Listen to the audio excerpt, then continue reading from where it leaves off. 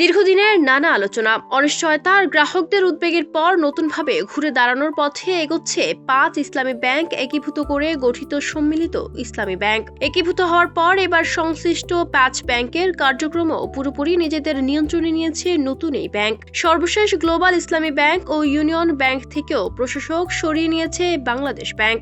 ফলে 5 ব্যাংকের ওপর থাকা প্রশাসকদের নিয়ন্ত্রণেরও অবসান হলো। চেয়ারম্যান ও ব্যবস্থাপনা পরিচালক নিয়োগের পর ধাপে ধাপে প্রশাসকদের সরিয়ে নেওয়ার প্রক্রিয়া শুরু করে কেন্দ্রীয় ব্যাংক। প্রথমে এক্সিম ব্যাংক থেকে প্রশাসক প্রত্যাহার করা হয়, এরপর পর্যায়ক্রমে অন্য ব্যাংকগুলোর প্রশাসকদেরও ফিরিয়ে নেওয়া হয়। সর্বশেষ বৃহস্পতিবার বিকেলে গ্লোবাল ইসলামী ব্যাংক ও ইউনিয়ন ব্যাংক থেকে প্রশাসক প্রত্যাহারের মধ্য দিয়ে 5 ব্যাংকের কার্যক্রমের পূর্ণ নিয়ন্ত্রণ চলে যায় সম্মিলিত ইসলামী ব্যাংকের হাতে। বাংলাদেশ ব্যাংকের দাবি, প্রশাসক নিয়োগের পর সংশ্লিষ্ট ব্যাংকগুলোর পরিস্থিতিতে ধীরে ধীরে ইতিবাচক পরিবর্তন এসেছে।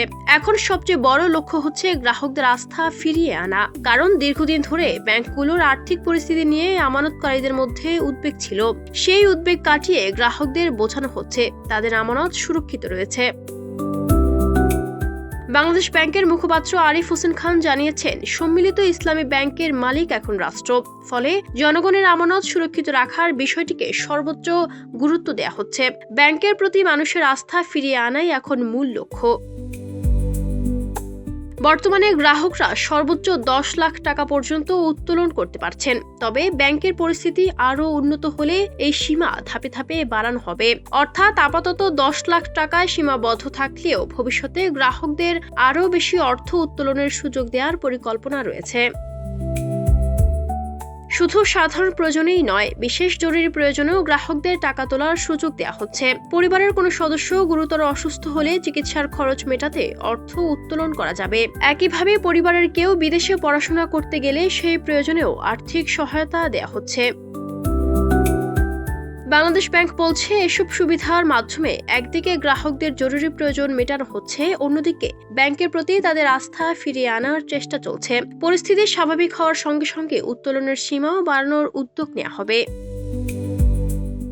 এদিকে 5টি দুর্বল ইসলামী ব্যাংক একীভূত করে সম্মিলিত ইসলামী ব্যাংক গঠনের পর সরকার আর কোনো দুর্বল ব্যাংক অধিগ্রহণ করবে না বলেও জানিয়েছে বাংলাদেশ ব্যাংক। এখন বড় প্রশ্ন, নতুন এই ব্যাংক কত দ্রুত আর্থিকভাবে শক্তিশালী হয়ে গ্রাহকদের আস্থা পুরোপুরি ফিরিয়ে আনতে পারে, সেদিকেই নজর আমানতকারী ও ব্যাংক খাত সংশ্লিষ্টদের। Ayesha Akter Swarna, Campus Times.